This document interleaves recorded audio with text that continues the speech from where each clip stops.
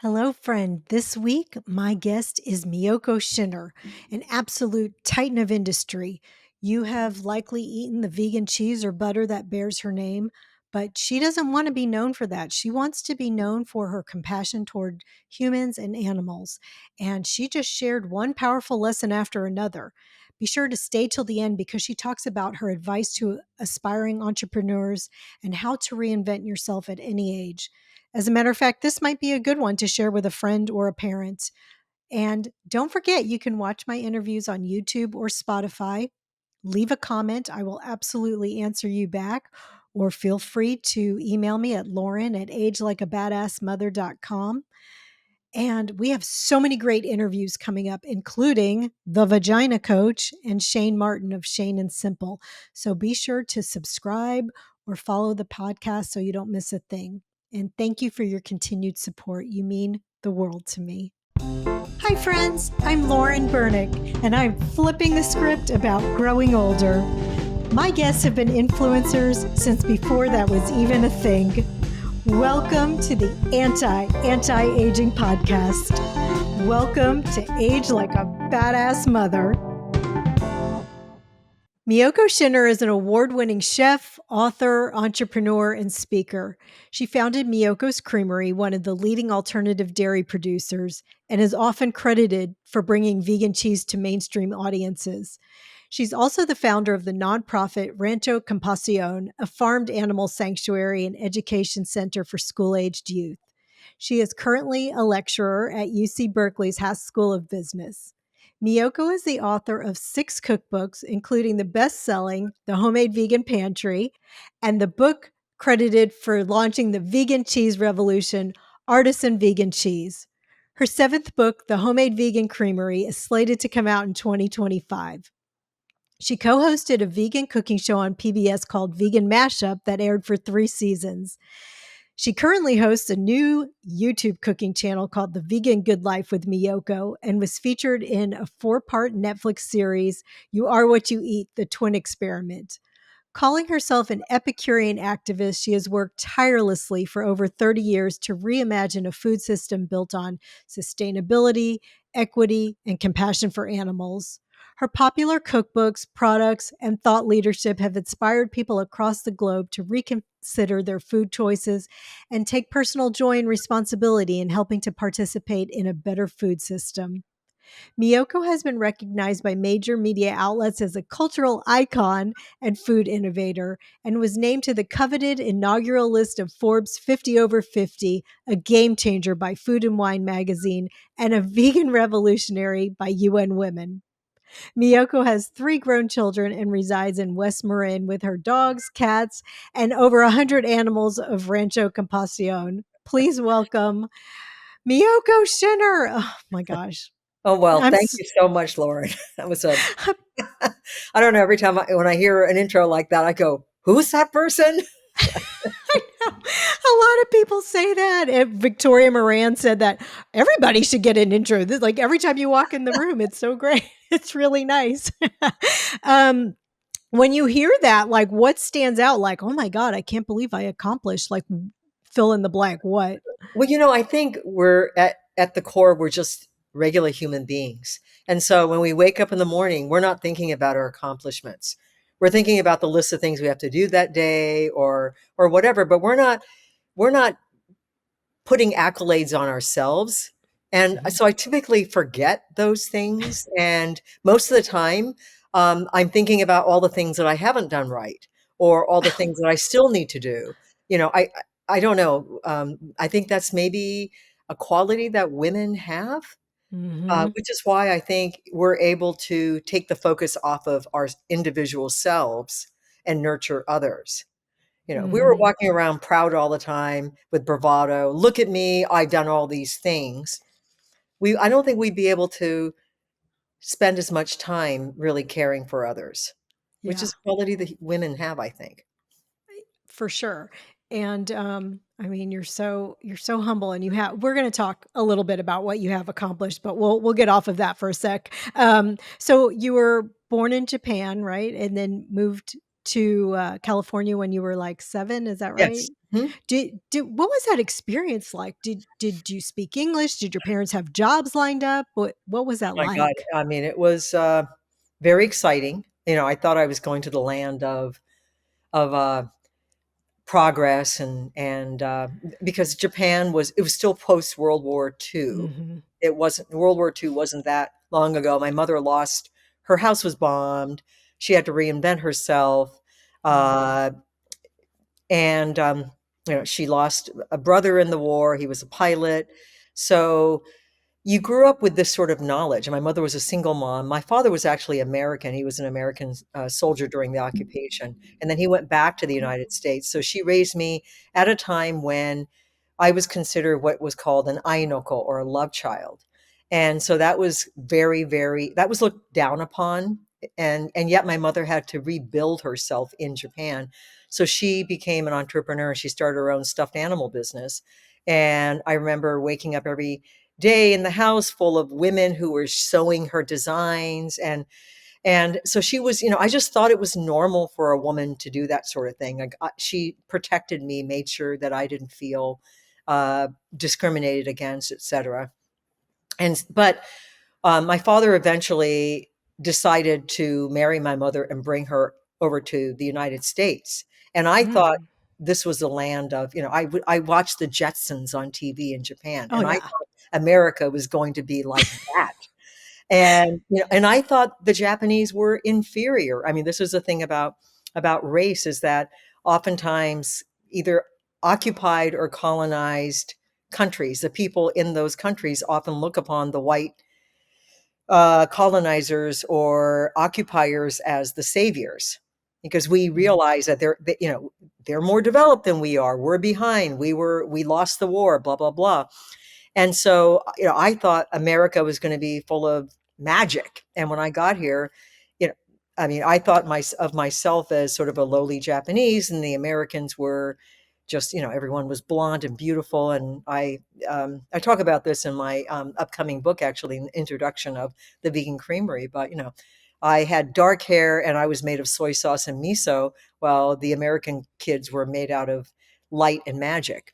And that's kind of Mm. how I looked at it. And so it took me a long time I, to realize, I just wanted to be American. I just wanted to, like, wake up one morning and have blonde hair.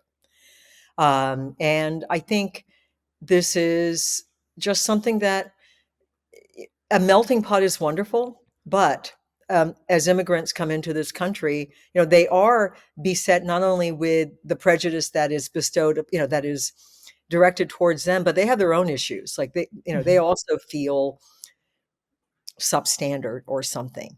Wow. And so it really, we need to lift everybody up, especially today, Mhm. in what's going on right now in the United States. But, um, you know, creating uh, equity is really about uh, those that are perceived to have more, taking care and lifting up those that don't, so that everyone feels safe.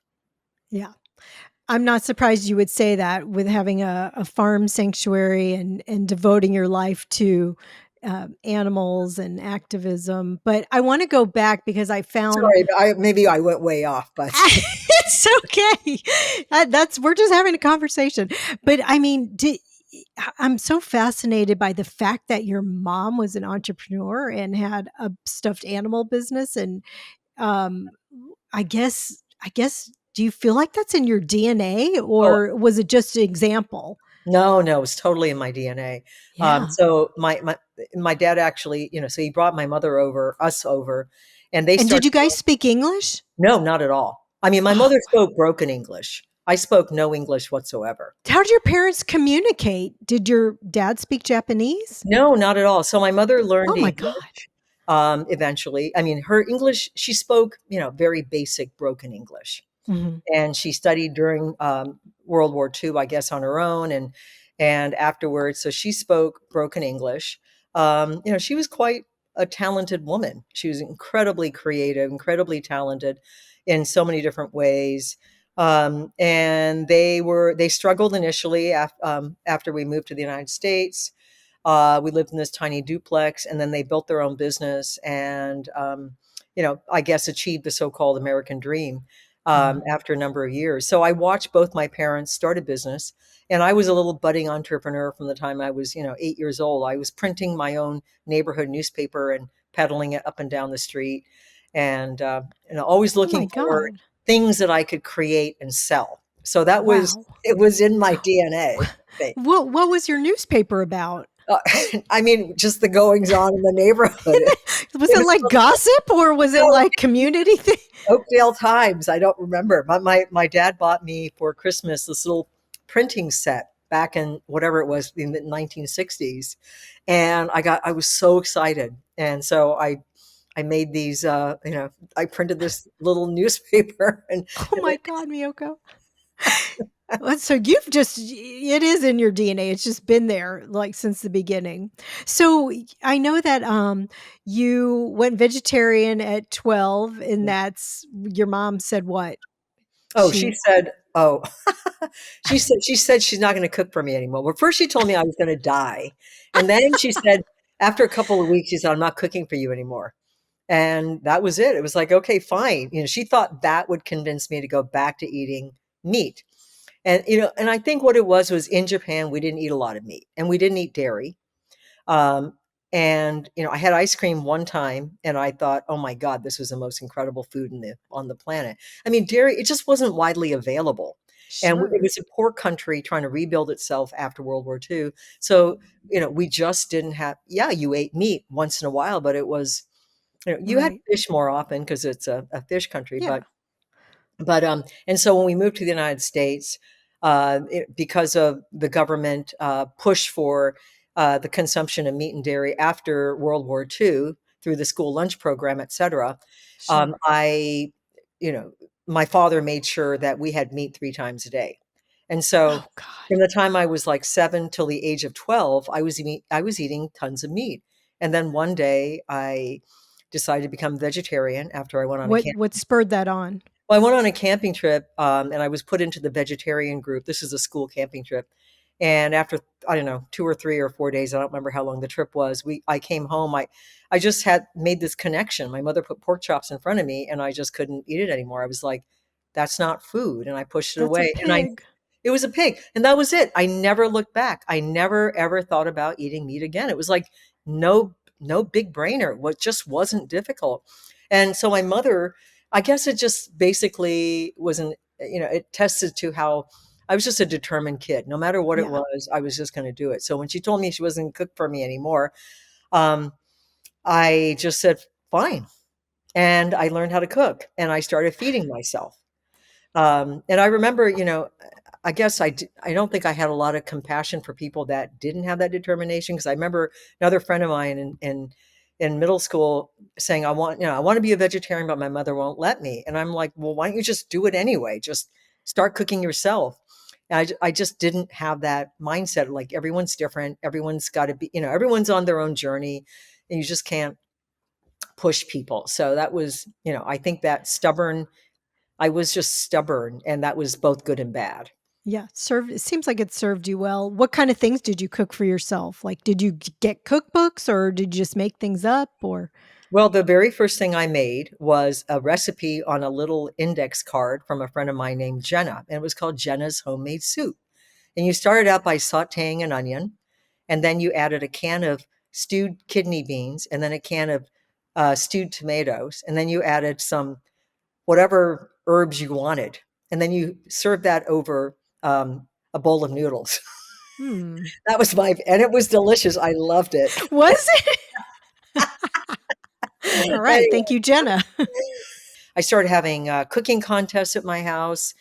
Food just became a huge passion because I just wanted good food. That's incredible. And then you moved to Japan and started a little business there. But and that's when you became vegan, right? Yes, exactly. I went back to Japan after college, and I learned about veganism through, I think it was an article in the Vegetarian Times magazine. Mhm. I'd actually started eating fish in Japan because being a vegetarian was really hard. You couldn't get dairy products. Milk was available, but cheese was almost, I mean, you could get there was only like one type of cheese available, and it was like some processed crap. Yeah. And I had by then developed a taste for really rich, indulgent cheeses because my father was a cheese aficionado. And so we Mm. always had in my refrigerator things like Camembert and Brie and Jarlsberg and Limburger and Mhm. we were Brie not. was my favorite when I Yes, ate cheese. That was my like, and, you know, my mouth still involuntarily waters when I walk by the cheese section in Whole Foods. I'm like, "Stop it! You yes. don't like that!" Well, luckily there's a lot of vegan Bries out Yes. there now. Bloomy Rind cheese, Yes. you don't have to compromise on that. But you know, that was the hardest thing for me to give up was cheese. Mhm. And because I couldn't get cheese or dairy in Japan, and it was so hard to avoid fish. Like you just Right. it was fish is in everything in Japan. It's in the broth. That's the predominant issue is it's Sure. used in all the broth. Like, and so I just initially, because I was living with my aunt and uncle, my uncle got mad at me that I was imposing this on my aunt. I started eating fish again. And then after I moved out and I read this article, I was like, what am I doing? And so I just decided I'm going to go vegan. And that's when I started a business in Japan and started becoming a little vegan culinary activist. What business did you have? I had a company called Madame Miyoko's, and I made pound cakes that Oh um, my god. were that I delivered to stores via subway train in a backpack. That Wow. was my very first little business. You really are. I mean, you just can't help yourself with doing, you know, businesses. And then you came back to the States and I guess what was it? Your Unturkey was your first real big hit here? Yeah, Or that was the first big hit. I did start a little bakery in San Francisco first, and then I started a restaurant. And so I had published a recipe for the unturkey in my very first cookbook, which was called the Now and Zen Epicure. It came out in 1990, oh so a wow. long time ago. Yeah, And your like restaurant was Nowens then too, yep. right? So after the Yeah. cookbook, I started the restaurant and I started serving the unturkey for Thanksgiving. And people were like, I wish this were commercially available. And so I decided to start distributing them first out of the restaurant and then nationally. Yeah, I went to a trade show and we didn't even have a place to make the unturkeys. I still operated a restaurant. So we went to this trade show, the Natural Products Expo in Baltimore. And I was just shocked at the reaction, the Were you responses. I wrote sampling it? We were Handing out sampling it. samples? We handing out samples. We wrote $50,000 in orders that weekend, and I got back, and I'm like, "Holy, you know what? I don't know how I'm going to make You can this." say shit. Yeah, You holy can shit! say whatever you So I had want. to, yeah, so I had to find a timeshare kitchen, which I shared with a Palestinian making falafels, Oh, that's awesome. and I got really fat eating falafels every day, but they were so good. So Um, good. and Anyway, so I started making on turkeys, and eventually I sold the restaurant and got into manufacturing.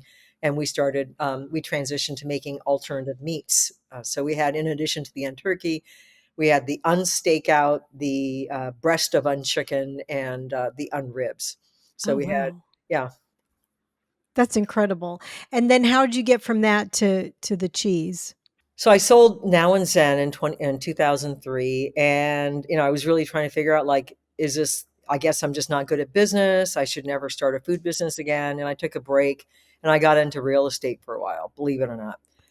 And I Huh. started doing something called 1031 exchanges. I became an exchange accommodator, and I was really good at that. I mean, I think fundamentally, I know what needs to be done in a business, and I don't know, I'm a fast learner, so I learned how to do that, and I actually became successful. I mean, I started like raking in a lot of money doing that. And it was kind of fun initially. It was like, oh my God, I can make a lot of money. And then, and I'm not talking like millions and millions, but like, doing very well. And then one day I was like, this is soulless. Basically, 1031 exchanges are when you sell an investment property And to avoid the capital gains tax, you take that money and through an exchange accommodator, invest in another property. And this is the way you keep deferring capital gains tax until later in life when maybe you're at a lower tax bracket. Mhm. And so, that's kind of what I was doing at the time. Um, and I felt like, is this the rest of my life? I was over 50, and I thought, I guess the rest of my life is just being financially successful, going home, having a glass of wine, watching the boob tube, and I guess, going out for a ladies' lunch once in a while. Like, is this the meaning of my life? And I just decided, no, it's not. I can't do this anymore. Hmm. Meanwhile, I was married at the time, and my ex-husband had started buying cheese and bringing it into the home. And that was very upsetting for me because I was trying to maintain a vegan household. And so that actually encouraged me to start um, attacking what had been on my bucket list, which was creating um, a vegan cheese that I would want to eat, like the breed that salivate for. Yes. And so I started playing around. This was in the mid 2000s. I started playing around with soy milk initially, and then cashews, and then other things. And eventually, submitted a proposal to my old um, publisher. I said, would you guys be interested in a vegan cheese cookbook that involves fermentation? And they said, oh, yes. And so I published that book, 2012, Artisan Vegan Cheese. And I really thought, who's going to buy this book? Like, who cares? And it turned out everybody cared. Like, all the vegans, came out to buy the book. Yeah. Um, and I never wanted to start a business again, but people kept saying, you know, your recipes are great, but they require too much work. So can't you just make the cheese? Because of the Yeah, fermentation because and the so forth? fermentation or the aging or whatever. So they're just like, just start another company. And so I did. I mean, initially the idea was to have a little local cheese company, a local shop, Mhm. retail shop selling cheese, selling, a little cafe where you could get a little, caprese sandwich and a Right. cup of soup. And, in Fairfax, California, which was like the epicenter for the mountain bike movement. So, and we were right next to the mountain bike museum. So the idea was all the bikers would come there and they would grab Yeah. a healthy vegan lunch, and then they would go off and ride and blah, blah, blah. Anyway, so the shop never opened. Same thing with the unturkey. We started out online, and immediately, um, over the weekend, got $50,000 in orders. That How does 50,000. that happen? You're like, "Over the weekend, we" but It what was, what I mean, what were you everything happens doing? over the weekend, and it always seems to be But I 50,000. mean, but how does that happen? You put up your website, and how did you let people know about it, or how do people find Just out about it? online. Well, first of all, the book had been out for over 2 years, Artisan Vegan Cheese. So I'd already Okay. developed a little reputation for that. I'm not very good at self promotion. I don't do a lot of social media. I mean, I do, but usually not about self promotion. Like, if you go on my Instagram, once in a while, I'll promote like a trip I'm taking. Yes. But, I've and seen I that. wish, yeah, but most of the time it's about, I don't know, Your animals or family my or your family, yeah. or, or I don't know, or about what's going on right now in the world, Right. that kind of thing. Yeah. Not usually about self promotion, which I wish I could do more of, I but know, I'm the same. yeah, It's but I hate doing that. I don't like selling myself. Um, so anyway, just from that, there was already a lot of excitement building because back then we didn't have all these options. I mean, today we're so lucky because there are literally hundreds of vegan cheese companies around the world, oh, little yeah. tiny artisan producers. Sometimes people send me things, say, try my products. And there are some really great brands out there. Mhm. The problem is most of them don't have a venue from on which to sell. Most of them Yeah. are going through vegan online retailers, and I've talked to a lot of them. A lot of them are struggling because you just can't get on shelf in a lot of Yeah. stores That's I because know. of, yeah. We have Rebel Cheese here in Austin. Have you heard of them? Yes, and they've done Yeah. really well. They went on Shark Tank, Right. and They've I done think really well. they really did well. But there are equally delicious brands that are just not doing as well. How did you get on grocery shelves? Um, it started out with Whole Foods, the local Whole Foods. So about 2 or 3 months in, we were at some sort of veg fest or something like that, and a local distributor approached us, and then we pitched to Whole Foods, and so we got into Whole Foods NorCal, and it Wow. was just a unique enough product that within a year we were distributed across the country. I mean, it was, I think timing, quality of product, um, and just I think it was being in the right place at the right time. I think that had a Yeah. lot to do with it. Yeah, and, what I guess Ellen DeGeneres and Portia invested in it and somebody Yeah. else. Yes. Who I mean, else? there were other people. I mean, they were probably the best known. Yeah, Um, so yeah, it was, good. and the company's still there. I'm not involved anymore, but it's Mhm. still out there and selling their products. And um, so yeah, it was a. Yeah. Mhm. But that's the thing that I feel like you had. I know you don't want all the praise for this, but I mean, I'm just trying to figure out what's going on here because you accomplished something huge. And I feel like a lot of us have big dreams, big ideas, but you made yours come to fruition. And I know you have a lot of drive and so forth, but what was it? Did you get up every day and just grind it out? Or was it some kind of manifesting? I mean, what did you do? Well, I How did talk this? to a lot of wannabe entrepreneurs. I spend a lot of time coaching, and I do it. I don't charge for it, but if someone calls me and or emails me and it looks like there's a way, they've got an interesting idea or product or whatever, I'll talk to them. Uh-huh. And what I found is that um, a lot of people overthink things, and they're trying to figure everything out before they get started. And sorry, I'm not a fan of Nike. And when they first came out with that slogan, "Just do it," I thought, "Oh my God, this is so stupid." But now I think it's one of the smartest slogans out there, because I mean that's a lot of it is most people spend a lot of time planning and planning and planning. They try to figure out what are the repercussions going to be if I do this or that or the other thing. And because of that, they're beset by fear because they don't have all the answers ahead of time and they never get started. And Yes. so I think I am someone who just gets started. I just put myself out there, and I don't worry about whether or not I have all the answers before I get started. I have some rough idea. I have a back of the napkin roadmap, but that's all it Mhm. is. It's not usually more polished than that. And of course, that back of the napkin roadmap has improved over the years. Has gotten more polished because I've had so much more experience. But um, I mean, that's a lot of it with anything is you just do it. So, I have this nonprofit farmed animal sanctuary. I wasn't planning to start a nonprofit farmed animal sanctuary education center. But now it's a thriving nonprofit. And I mean, it's still a struggle trying to, like every other nonprofit, you're trying to raise money all the time. But I didn't have it all mapped out when I started. I just How'd you start that? well, we bought a property out in the country, and there was a barn, and someone called me up and said, "Oh, these two goats need a home. Can you take them?" And it just literally started with that. And so, I just got started, and the next thing you knew, there were more animals, and then it was like, "Oh my God, I better start a nonprofit." And I didn't have it. I didn't have any of it penciled out.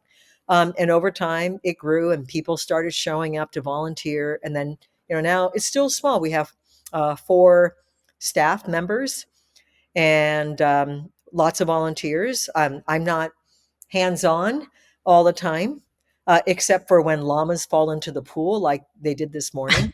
So I What? well, I got up this morning and I'm reading this book called Do Nothing, which is about Oh my god, it's that's about how awesome. to break away from overworking, overdoing, and underliving. And so I Nice. got up this morning thinking, and I was thinking immediately like all the things that I have to do today. And then I thought, well, wait a minute. Why am I not waking up thinking about how I can enjoy life today?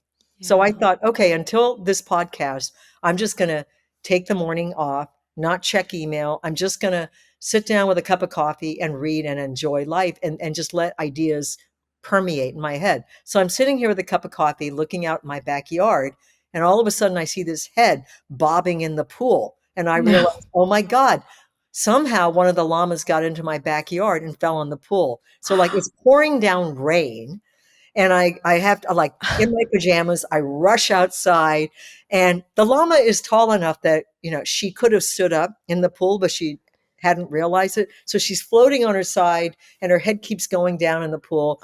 And I grab Oh, her head and I pull her over to where the steps are. And I quickly like call the sanctuary manager, and she runs up to the house and she gets in the pool in her clothes. I've got her neck, and we pull this llama out of the pool. So that was yeah.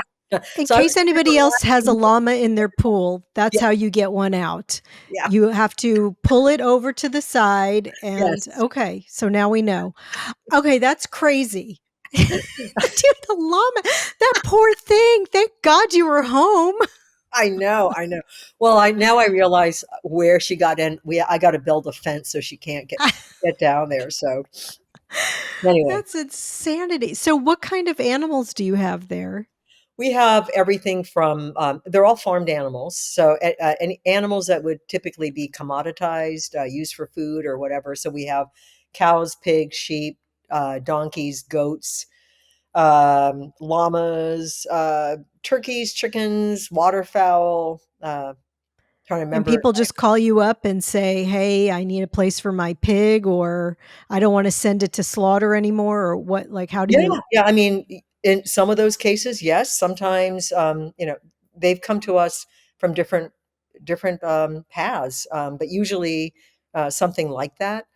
Yeah, Um, but, there's so many animals that need rescuing, and we obviously can't rescue them all, so we've realized that we also have to provide a quality of life for all of the animal residents here. right. So we don't over rescue.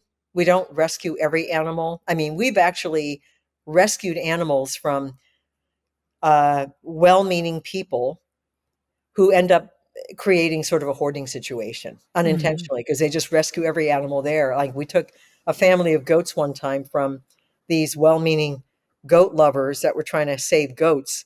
And they basically had about 100 goats in an acre. And it was like, Oh, okay, at that point, it's no longer a rescue, it's a hoarding situation. So, yeah, we really try to provide the best possible life for all of the residents. Best. So we decided that the way to change hearts and minds is when we can't rescue our way out of the food system today. And so we mhm, realized the best thing we can do is uh, put our efforts into education. And the younger the student, the better, because kids are naturally born with this with compassion in their hearts. Like yeah, kids don't see a cute little pig and think, "Ooh, bacon." They think, right, "Oh my God, what a cute little animal." And so yeah. that is really that that's the approach we take. We have an after school program, summer camp, field trips. We work with all sorts of kids, local kids, as well as kids from underserved communities, urban settings, and we work with several schools on a regular basis. One is a school for at-risk youth. Another one is for um schools with of students with diverse needs on the spectrum, et cetera. And we just connect them with animals. We also have an organic garden where they get their hands in the soil to learn about growing food, and they naturally come to their own realization without us indoctrinating them. So, for example, we had a kid. I love to share this story. This boy one time was playing with a chicken, and he had this light bulb go off. I don't know. He's probably like 7 years old, and he goes, "Wait a minute. When I eat chicken at home, am I eating her?" And we never said, we don't talk about factory farming. We don't talk about the cruelty to Yeah. animals. We just let kids connect with animals directly. We have another kid who has seizures, and she really connected with Fred, who's a turkey of ours, Fred Astaire. And if you're interested in Fred Astaire, in his better days, there was a National Geographic video made of him. So if you go to YouTube and type in Fred the turkey, you can watch his video. But anyway, Oh, wow. he's an aging turkey and he has seizures now. And so this girl said, I love Fred because I connect with him. We both have seizures. And it That's changed incredible. her idea about animals that way. So, and the kids help these animals. So she helps take care of Fred. And we have a paraplegic sheep. And there are kids who, when they come over, their job is to nurture June the sheep. And so these little kids that have their own issues oftentimes find that they have something they can give somebody else. Mm. And it's very Teaching compassion. yes, Yeah. yes, And I love that. That's a good way to create the next generation of vegans, hopefully. That's exactly. beautiful. It's beautiful. I mean, you're such a I've just been a fan of your products for so long, and sometimes I meet people and I'm like a little slightly disappointed, and you have definitely not been like I am so impressed with and I know you don't want me to be impressed, but I'm just your compassion and your down to earth and just really trying to be a good human. I mean, I think that that's just what it stems from. You don't seem like anybody who's like gets up in the morning and I'm going to crush it today and that's it. I'm going to wring the shit out of life. And, I know you have that in you, that you are a driven person, but not probably at the expense of anybody. And, you want it to be a good I think that's the experience. problem with our economic system right now Mm-hmm. is that we're so enamored with achieving it. We're so enamored with killing it. We're so Mm-hmm. enamored with success and wealth. And in at the sacrifice of the human community, Yeah. at the sacrifice of our planet and animals and everybody else. And it's very easy to get caught up in that. And Mm-hmm. I can't say that I've been completely innocent from that myself. There have been times in my life Oh, yeah. where um, I felt the pressure and began to wonder, well, wait a minute, maybe I should be, going after that kind of success. But honestly, over the last few years, I've really been thinking deeply about our current food system and economic system, and how we got to where we are today.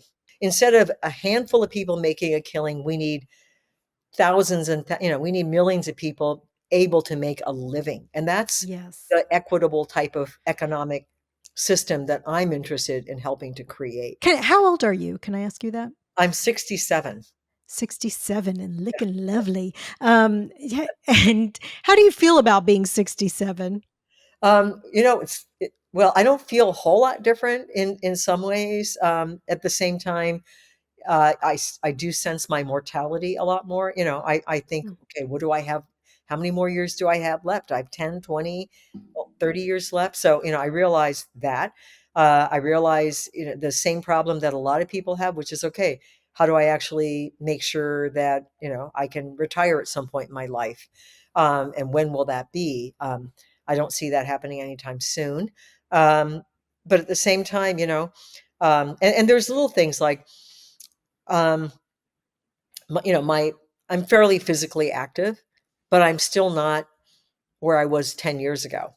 Yeah. So I realized, okay, I gotta work on my mobility. So, that kind of thing, like you notice little things like that. Yeah. But at the same time, um, I feel like I still have more energy than the energy level hasn't really changed. Yeah. You Um, seem like you have plenty of energy. I got, yeah, I've got plenty of energy.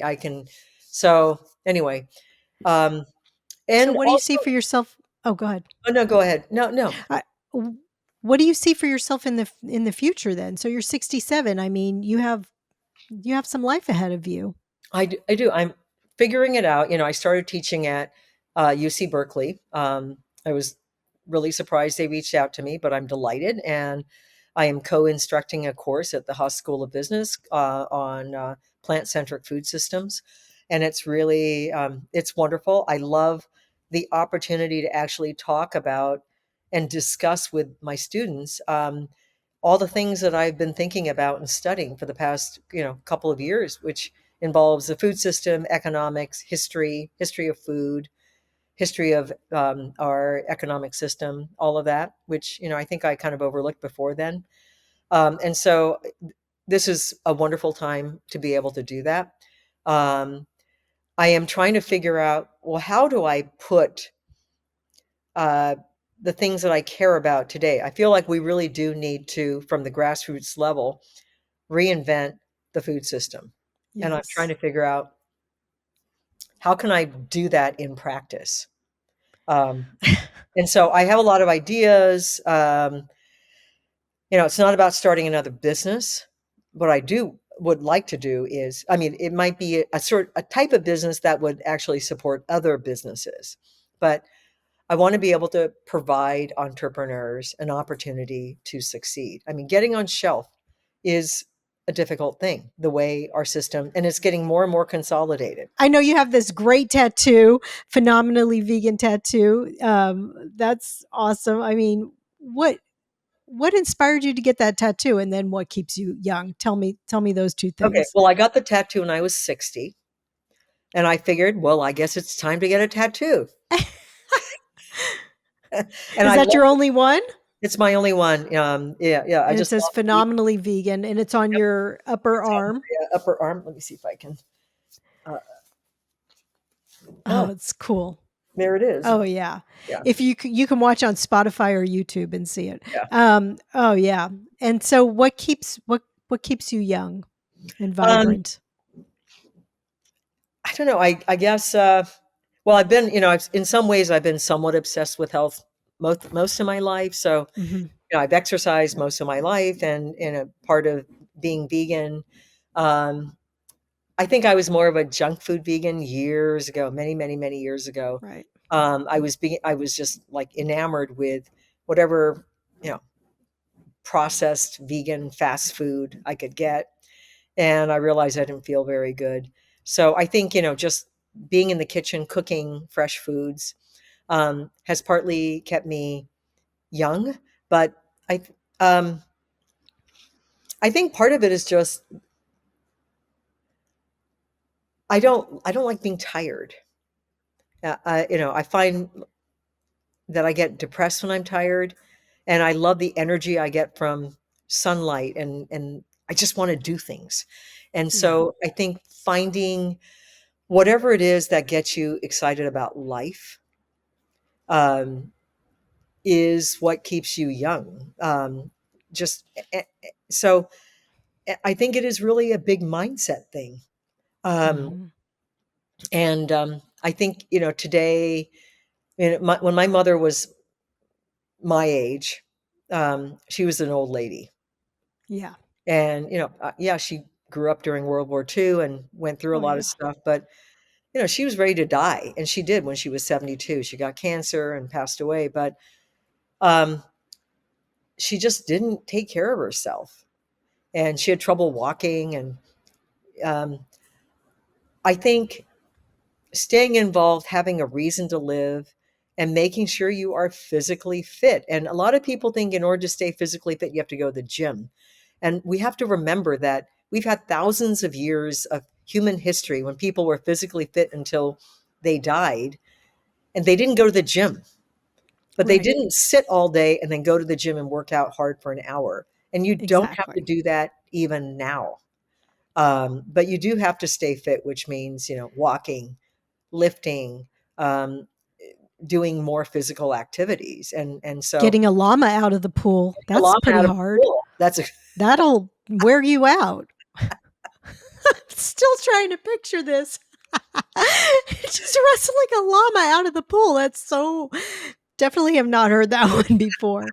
Yeah, gardening or, things yeah, like that anything, where right? yeah, Staying physically. exactly. I think that's good. So, what's your best piece of advice for aging well? I think staying involved in life and Mhm. getting out of this mindset. I mean, we have had this overwhelming mindset that you work really hard and then you retire. And we just got to get out of that. Yes. We never had that in human history. This is like an American invention. Yeah. So historically, we didn't work, we didn't go through a period of time where you just worked really, really, really hard and then you just watch the boob tube the rest of your life and took care of your grandkids. Right. Like, this is relatively new. It started after the Industrial Revolution. And most of the time in human history, if you were a cobbler, you were a cobbler until the day you died. But you weren't killing yourself every single day either. Right. You took plenty of vacation time. You took breaks. You worked when you wanted to, but you stayed active. You were involved in the community, whatever. And I think that's part Yeah. of it. It's like, you got to stay involved. You got to find something you're passionate about, and it can't be pickleball. I mean, Right. you know what I mean? It's like, find something early on, and then when you don't have to earn your keep anymore, then parlay that thing that you're passionate about into something bigger. And I think women, especially women, I think we're getting fed up with the roles that we've been handed. And I think more and more women are just saying, screw it. And, they turn 50, 60, and they're reinventing themselves. I can't tell you how many women I Yes. know who end up going through divorce later in life and um, having to change careers or rethink um, how they're going to spend the rest of their lives. And I think this is wonderful. I mean, Hmm. we, in some ways, oh my God, no, none of us thought we would have to reinvent ourselves in our 60s. But on the other hand, why not? Such a Why? gift. It's such a gift. Yeah. Yeah. Yeah. I've had I mean, that's really what this podcast is about. And I've had so many women come on and talk about, reinvention 50 or 60 and how incredible it is. And I just had somebody, Jane Hardwick Collins. She talks about women's blood mysteries and women's mysteries and menopause and birth. And oh, she was incredibly fascinating. And how so many women get divorced at menopause because that estrogen, that pleasing hormone, like I have to please Fine. everybody, leaves their body. Oh my God, yeah. So there's a biological reason for Yeah, that. Uh, exactly. yeah, we don't need to please anymore. But I think it Yes. is deep in us to, if we can use our best talents to nurture, because what we need more than anything today is community. And I think Yeah. women are going to be the leaders of that. We don't want to Mhm. age alone either. Right. But so many people are lonely today. And, even though we're not raising our kids anymore, we have an opportunity to use our wisdom now and our age to actually help nurture communities. Yeah. It is. It's what we need. That's how we lived for millions of years in community, and it really is. That's why we have such a longing and such a hole in our hearts now, because we don't live in that community anymore with our roles and the older women and the younger women. And yeah, I mean, we need a lot more of that. What's your favorite concert you've ever been to? Oh my gosh. Okay. Well, when I was about 12 years old, I snuck out of my bedroom and with a couple of other friends, and we hitchhiked to Berkeley. Oh my And god. we snuck into a Crosby, Stills, Nash and Young concert. And I will never That's forget that. Oh my god, you are such a rule breaker. You snuck out of your house, you Oh my God. hitchhiked My at mother, 12 my and then mother snuck was, into the concert. yeah, I mean, this was like late 60s. And, I don't know. My mother just was wringing her hands all the time, just telling me I was this rebellious, horrible. She's like, "You're supposed to be this good, obedient Japanese girl. Why are you like this?" But What happened to you, Miyoko? uh, Oh my god, I bet that was a good concert, man. Was it Crosby, Stills, Nash? It was Crosby, Stills, Nash, and Young. It just wasn't yep, Crosby, yep, yep, Stills, and yeah. Nash. Okay, Yeah, I loved wow. Neil Young back then. Yeah, And Young. Wow. Okay, so you saw a great concert. yeah, that was a He's great one. something, Neil Young. He's written all those songs about, GMOs and I mean, quite an activist. He's He been is. something. Yes, yes, yeah, Yeah, yeah, yeah. he's something. What book are you reading now? I love Well, to as read I too. mentioned, I'm reading Oh this yeah, the Do Nothing Do Nothing. that was gifted to me. And I thought, initially I thought, okay, come on, you got to be kidding. And I started reading it, and it really was right. Yeah. Partly because I was a kid from the time I was probably 8 or 9 years old. I would wake up every morning and I would make a list of all the things that I had to do that day. And my mind has just always worked that way. And, Yeah. I think we are at a point where we are overworked and we are not thinking about how do I enjoy life today? How Yes. do I mean, like, I used to just scoff at the idea. People would say, just slow down and smell the flowers or whatever that Yeah. expression is. And I used to just scoff at that. It's like, but how do you get things done? I think there's a time and place for when you have to actually do something. If you're in the middle of a war or if you're in the middle of a crazy time like here in the United States, I think the times involve, require action and doing something. Or if you have to take care of your family, you got to do Right. something. But at the same time, most of us are in a place in the United States, if we're not struggling, we are at a place where we should actually be contemplating the stars and Slowing down. slowing down, allowing ideas to Look come at the moon. and look at the moon. And when you do that, that's when I think ideas come to you. I mean, I always found that Yes. when I was stuck at a time and I didn't know what to do, it was typically because I was always in the mode of reacting to something and Hmm. going through that list of things I had to do. And it was when Right. I took a pause and went for a run with the dogs or something that the solution would come to me. And so, Yeah. like, getting off of social media, digital platforms, and that constant barrage of input Yeah. where you are constantly having to react to something that is coming into you from the external, getting away from Yeah. all of that and just having the time to just pause, I think is actually how you re-energize and find who you are and actually get the ideas that are going to help you solve the problems that you need to when you do have to react. Yeah. So anyway, I uh, agree. I'm I finding the think book that's to smart. be, yeah, Yes, the book Do Nothing. I'm reading Sapiens right now, which is, that's great. yeah, Read that, it yeah. reminded me of when we were talking about community, about how we all live together. I always read more than one book. So I'm reading Sapiens and then I'm reading, I just finished The Lost Bookshop. I think it was called The Lost Hmm. Bookshop. It was fiction. It was cute. It was good. Anyway, so I always like to ask other readers what they're reading. So, Well, uh, and, do you and that's, read, go do ahead. you read more than one book at a time? Sometimes I'll be listening to an audiobook while reading another one. Yeah. Or I Right. read one book after another. And Yeah. reading is something that I think, as we all know, it turns out 68% of kids today in the United States do not read below their grade level.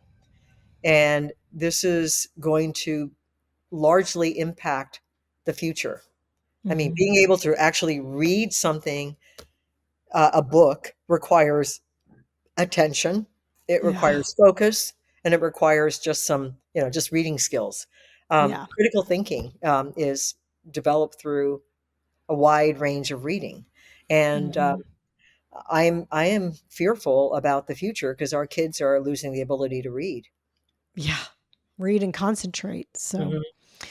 well, I have enjoyed meeting you so much, and you've just been such a wealth of information and so lovely. Thank you, Miyoko, for sharing with us. Oh, thank you, Lauren, for having me on. It was a Oh, you delight. take care. Thanks for listening, friend. From my heart to yours, be well until we meet again.